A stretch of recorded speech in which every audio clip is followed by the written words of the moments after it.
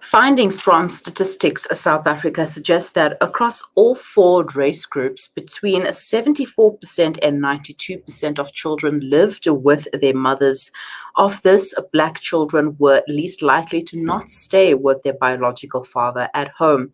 Society tends to paint all fathers as deadbeat dads, and not all of them are, as represented by the statistics of 74 and 92%. So, joining me on the other side of the stream is Khalid Vawda, the founder of Superdad Network. Is also a full-time single dad to three girls, a certified life coach and personal development specialist, here to talk about the impact of absent and present dads on children's lives. And we were also scheduled to have Macintosh Polela, author, journalist, joining us. But as we go, we will see if we will continue if he does join us later on. Let us take Khalid Vawda. Assalamu alaikum. Shukran for joining me. Walaikum salam wa rahmatullah. Jazakallah khair for having us. Alhamdulillah. Right. So, with all the attention around mothers, it raises the question: do fathers matter?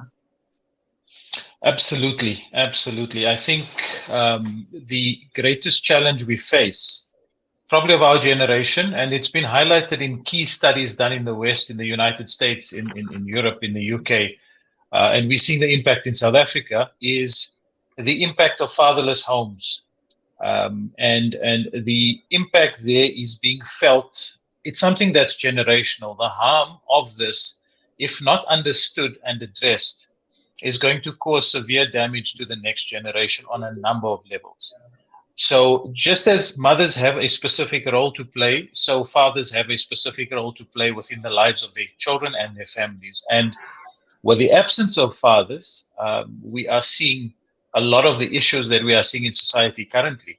In fact, if you look back to a report that was done by the Human Sciences Research Council a couple of years ago, it found that 60% of South African children have absent fathers. That is an alarming statistic. 60% of kids either don't have a dad, either have a dad that they don't know about, or either have a dad who they see sporadically, or who have a dad who's not involved in their lives at all. That is very, very alarming because the impact on that is felt on many, many, many levels. Mm-hmm. And as you mentioned, that every parent has a role to play. The mother has her role and the father has his role. So what is that role of the father? So the mother is the nurturer, the mother is the carer, the mother raises the children with love and care, which is ingrained, from Allah in what a mother brings forth to the child and passes on to the child. Helps a child become more in tune with their emotional intelligence. Fathers are protectors, fathers are carers, fathers are providers, fathers are teachers and guides. When you have any one of those two elements missing in the life of a child, it causes a severe imbalance. And the child then starts to either compensate for this, well, they do compensate for this. It could be done in ways that are beneficial or ways that are harmful in the long run. If there aren't sufficient examples around for the child to be able to model themselves on, or role models in their family or their society, then they will go on to find harmful substitutes to be able to fill this void.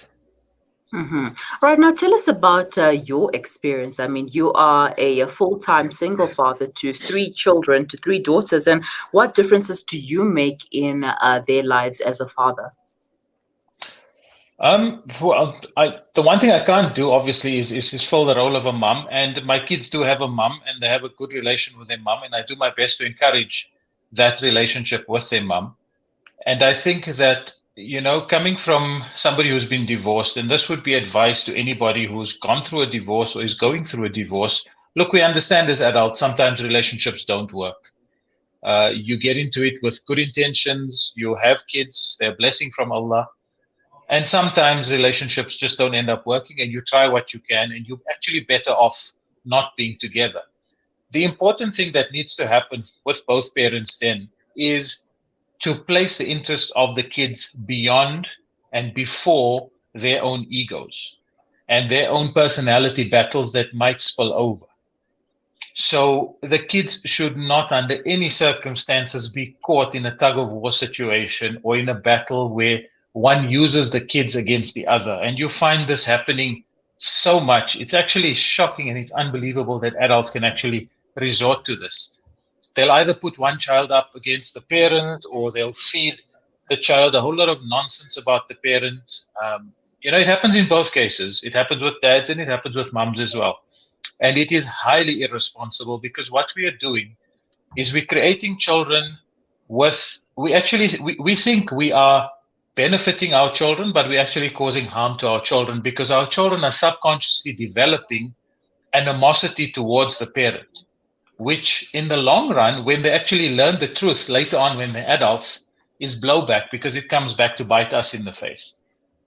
So the best and most sincere thing to do in these instances, it's a huge problem we face, especially with divorcees. Please place your children first, come to an agreement regarding visitation, regarding who spends time with who.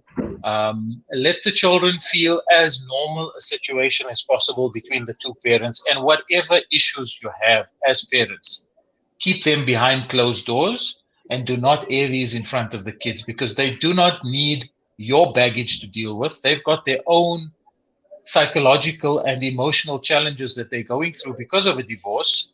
Now we being irresponsible by adding on to that for the kids. And this is negligence. This is negligent parenting, and it needs to be called out for what it is. Mm-hmm. Definitely. I mean, I don't see why people should use their kids against their partner or their former partner because that is so childish. I mean, I don't think kids would behave that way. And you were inspired by your father. What impact did he have in your life, and how does that help you raising your own children? It's interesting because when you're growing up, and I've got my girls are all teenagers now, and I actually had a conversation with one or two of them about this. When you're a teenager, you think the world revolves around you, and you think you have answers to everything, and you have an idealistic view of the world, which I suppose in some cases is good because it helps you to dream. In my case, I arrogantly, when I was a teenager, I'll call myself out for what it was, arrogantly looked at where I think I would be able to do better than my dad, not realizing that my father had specific challenges to deal with in his era when he was growing up and when he was raising me and my siblings. And it's only now that I'm a father and I am going through challenges or I'm experiencing examinations from Allah, do I realize that there were challenges he went through which he didn't speak to me about. He didn't speak to probably anybody about it, maybe my mom. And it's these things that we fail to take into account. And we just look at the situation from a very narrow lens, not understanding the entire situation behind the picture. So I've learned so much from my father. He's late now. And one of the things I've learned, I would say, is love for children. I've always seen my father give attention to kids, whoever's kids they were. Whenever there were kids around, my father's attention would focus onto the kids and he would give them undivided attention. He always had time for me. He made time for me. And that's something I valued. He taught me patience, not so much by words, but by his actions. I observed and I witnessed, some of his challenges that he went through. And patience is something that I've picked up from him in how to deal with situations and not react immediately with anger, but to think through certain things, to let your mind work, let the emotions calm down, to apply rationality to things, to use the mind that Allah has given you to be able to overcome situations and to be able to work through situations. I think I saw my dad lose his temper once in my entire life. And that's something that I think is quite valuable and it's something I try and pass on to my kids as well. But I think overall, with the lessons that I've learned from him and the love that he's shown and the wisdom in terms of his guidance, whenever I needed advice on anything, he's the one person I could have gone to and said, "This is my situation. What do you think?" And his words always measured. It wasn't a long essay that he would say to me or he would lecture me on, but those few words would carry you a long way in terms of a direction or a view or an avenue or a decision that needs to be made. All right, we're going to take a quick break, but we will continue thereafter, inshallah. So please stay with us.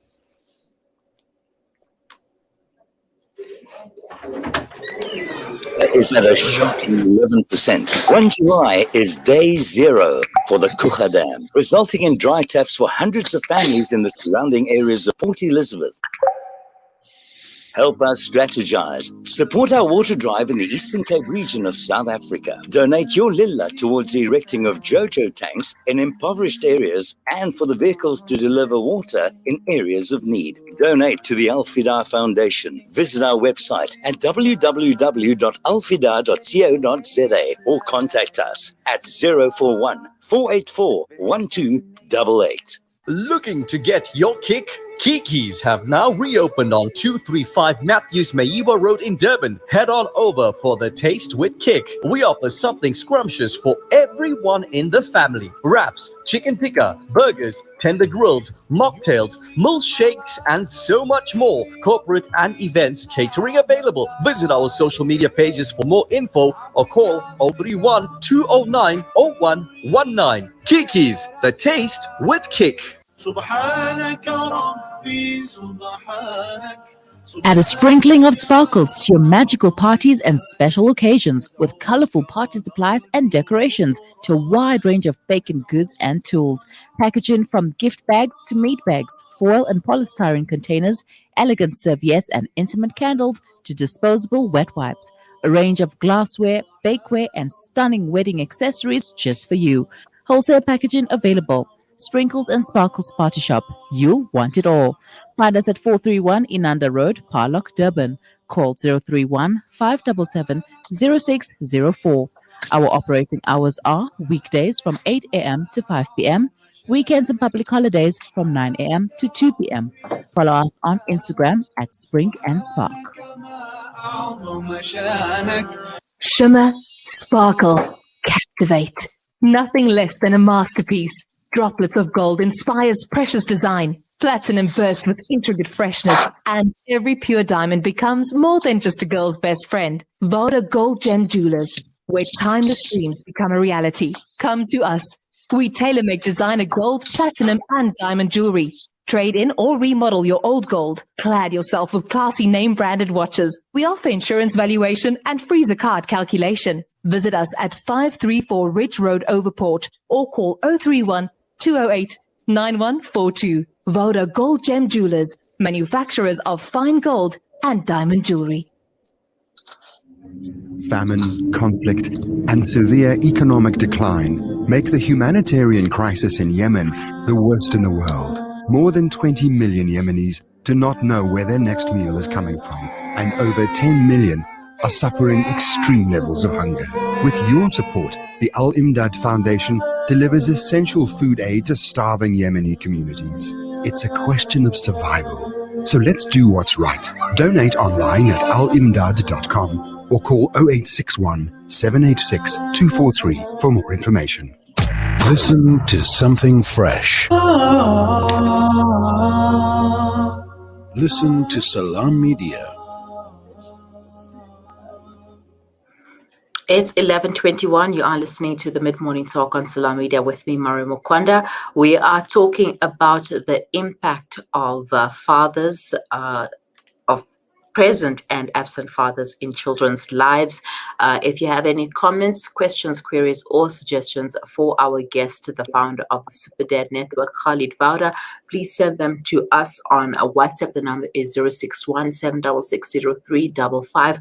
Alternatively, you can send them to us on our social media pages. We are live on Facebook at the moment. So, there's a lot of All right, we're waiting for our guests to reconnect, and we will continue thereafter. And just taken from these statistics that across for all four race groups, 74% and between 74 and 92% of children lived with their mothers. And of this, African children under the age of 17 were least likely to not stay with their biological father at home. This is like another pandemic that we are facing as a country. And this year, the president chose to include them in his weekly letter following Women's Day, which focused on issues pertaining to South African women. Calling absentee fatherhood a tragic phenomenon, he implored South African men to step up to their responsibilities to their children and families as a way of lessening some of the burdens shouldered by women in South Africa. And we are having a discussion with our guests. And if you have any questions, please send them to us via WhatsApp, 061 766 0355. Alternatively, you can send them to us on Facebook. Yeah, Facebook, just leave your comments in the comment section below. All right, guys. All right, my guest is on the line. Khalid Vawda, the founder of a Superdad network, is also a life coach. Khalid, I think your camera is not on at the moment, but I do believe you are there. Can you hear me? Assalamu alaikum.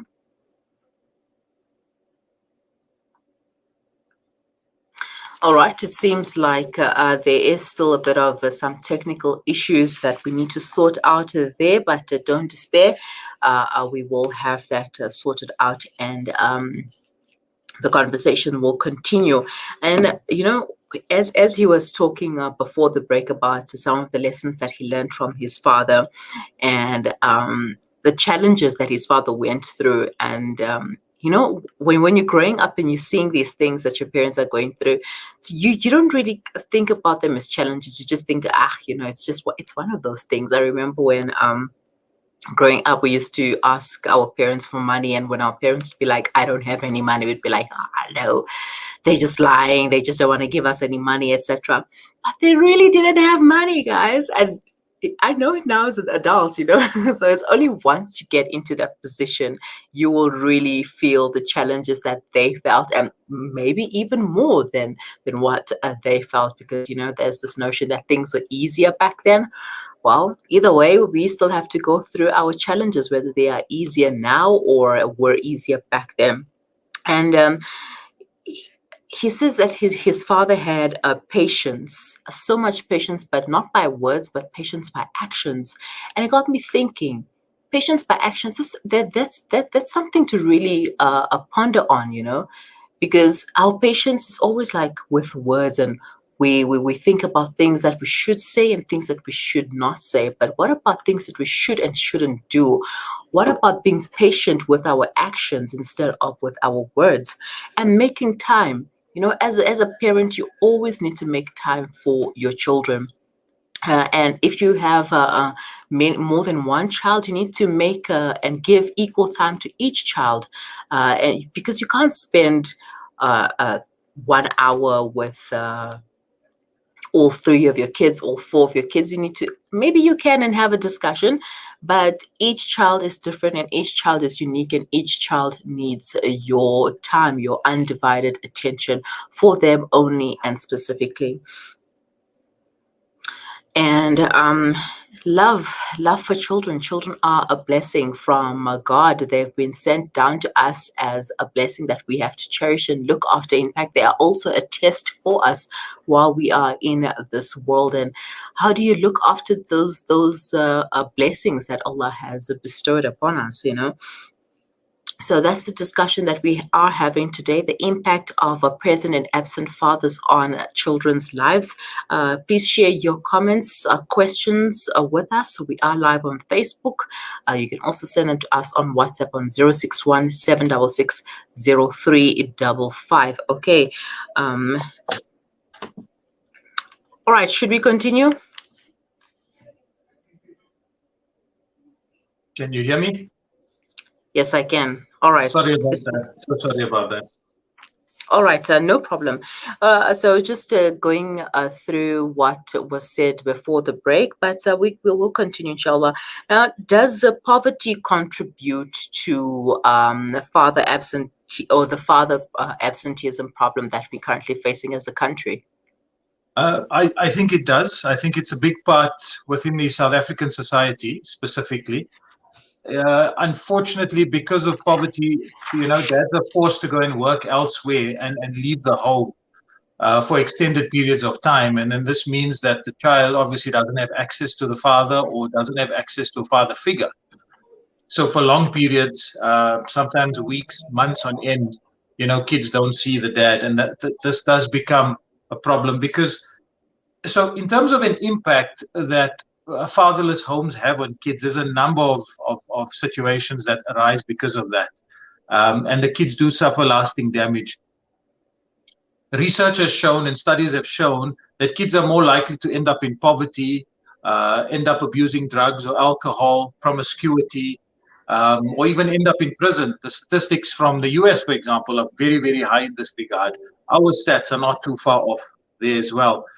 The impact psychologically that a child has due to a lack of a dad or an absent dad in their lives would include feelings of abandonment, low self-esteem, because there's no father's love in a child's life. So this leads to self-esteem, especially in girls. So what happens then is, to compensate for the lack of self-esteem, you find girls just jumping into relationships with anybody who would say any nice flowery words to them, and not have a standard and not have a measure by which to evaluate a potential partner in their lives. And unfortunately, we see girls end up in relationships where there's abuse, there's violence, there's emotional, mental abuse. There's all types of dependency because of that. Whereas you find in a lot of cases where girls have a very, very strong bond and an active relationship with their father, they actually have a standard by which to measure potential partners. So it's not based on what the partner has materially, but it's based on his values and what he can bring to my life and how we can complement each other. So it's beyond just the material, the financial.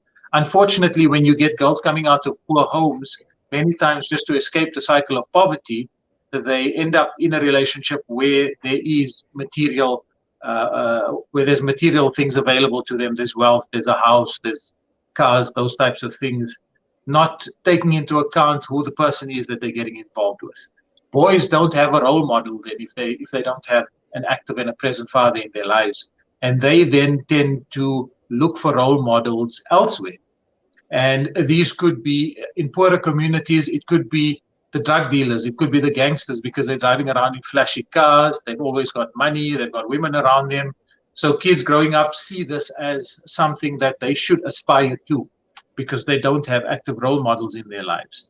And in various communities, I mean, it's not just restricted to poor communities, but in affluent communities, in communities that are well off as well, where dads are not present, the exact same type of scenarios happen on a subconscious level for the kids, for both daughter and for son.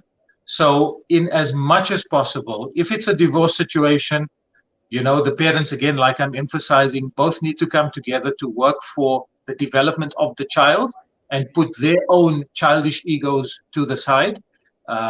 Both mom and dad, I call them out equally. I get so many inquiries about this. It's actually unreal. And it's a lot within the Muslim community. There's a lot of this taking place. Families get involved, extended families get involved, and they actually, take sides. And this is something that doesn't benefit the child at all. Because kids are going to grow up, they're going to learn, and they're going to realize for themselves that you've been feeding me lies for all of these years. Why were you doing that? And then the animosity is going to be reversed, and it's not a nice situation. And then what we have to end up doing is, when our kids become adults, they've got to undo 5, 10, or 15 years of emotional trauma. So they've got to start working backwards. So we're not actually sending productive, whole kids into society. We're sending a lot of damaged children into society because of our own limitations and because of our own faults. That's not to say we every relationship is going to be perfect. No, like I said, if you go through a divorce, it happens. You deal with your divorce, but don't carry the baggage of your divorce and lump it onto your child who might be 5 years old or 3 years old or 7 years old or 10 years old or even a teenager. The other aspect that I think needs to be touched on or needs to be spoken about is regarding dads who are there but who choose not to be active. And this is, for Muslims, every dad needs to realize it's not a choice, it's not a matter of choice, but it is an obligation from Allah on every single father to be there emotionally, financially, mentally, spiritually for their children. This is not a choice we have. You've taken the responsibility on to be a father. This is something that goes with it. Having children and making children doesn't make you a father, but it's a conscious choice inside of you that says, I'm going to raise this child to the best of my abilities, and I'm going to grow in the process as well. We don't have all the answers. No, none of us do, but we have the opportunity to learn and to grow with our children.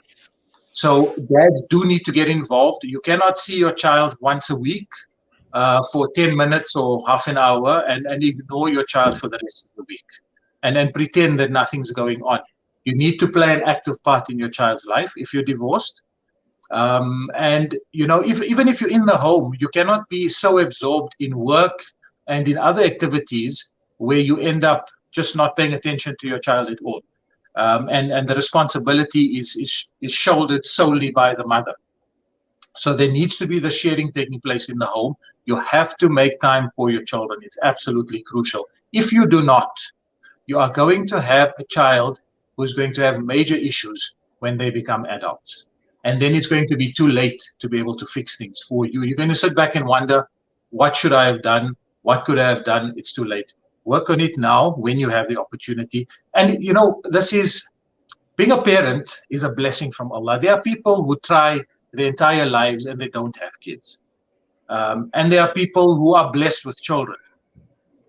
It's a ni'mah, it's a blessing from Allah in which you have been given this opportunity to inspire, to guide, to motivate, to look after, to teach this little human being all the way through to adulthood. And it's one of the most amazing bonds that we have as human beings in terms of relationships. I cannot for the life of me understand why anybody who has been blessed with a child would want to walk away from that relationship or ignore it, mother or father. I just cannot comprehend that. Mm-hmm. Well, Khalid, you've said a mouthful there and answered the questions that I was already going to ask, but alhamdulillah, shukran for that. And another thing that people like to talk about is like, you know, it's a notion that they bring about saying that no, boys need their fathers more than girls, or girls need their fathers more than boys. But I think that every child needs their father equally, whether it's a boy child or a girl child. Everybody needs their father. And quickly, the social ills that we're facing, like a gender-based violence, can those be attributed to absent fathers? I think partly, yes, partly, probably a big part of it could be attributed to absent fathers so I would classify absent fathers as fathers who are not there, who choose not to be there, who fathered a child and have just disappeared, or fathers who have gone through a divorce and are now not being given access to their children by a vengeful mother or very hurtful mother. So all of those are absent fathers for me, or unfortunately in situations like you mentioned earlier, where dads have to go and work in poorer communities and they can't be at home. So in all of these cases, the kid would look for examples and they'd find bad examples. Or if the father himself didn't make a conscious choice in his mind to say, I've got a child now who's going to watch my actions more than what I say. So let me improve myself. So I can't go around swearing at my wife, and I can't go around punching my wife black and blue or smacking everybody wherever I go, but I need to correct my behavior. All of these things are things that kids pick up on. So if I'm looking at a role model and my role model is a violent person, I'm going to develop violent tendencies because in my mind, in my subconscious, I'm going to think that it's okay. I'm going to be developing a belief that says, you know, I can go around throwing myself around and then being angry, and then I can get what I want that way. It just depends on the role models we have in our lives, or the lack of role models, which then forces us to find bad role models.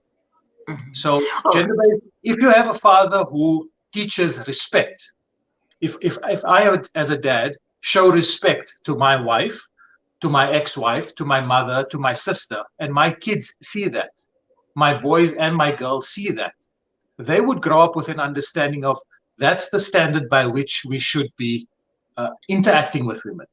There should be respect. There should be honor, whether it's somebody related to me or not somebody related to me. Girls would have a standard by which they would accept, this is a boundary from a man. Beyond this, if you say or do anything beyond this, you're crossing my boundaries, and that's a red line. So it does play a big part, because a strong point of your education comes from your role models, a huge part of that, in fact. All right, so we don't have much time on our hands, so quickly share with us details of the Superdad network. Where can people get some more information?